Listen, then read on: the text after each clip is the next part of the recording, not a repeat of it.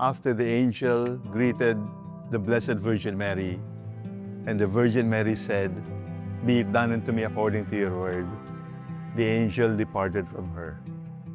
At hindi na nagpakitang muli ang anghel. Subalit, kahit hindi nagpakita ang anghel, dala-dala ng mahal na birhen ang balita ng anghel sa kanyang puso. At ang kanyang puso ang naging tahanan ng anghel, tahanan ng tinig ng Diyos. Sa kapistahan ng kalilisinisang puso ng mahal na birhen, tandaan natin na ang puso ay tahanan ng Diyos.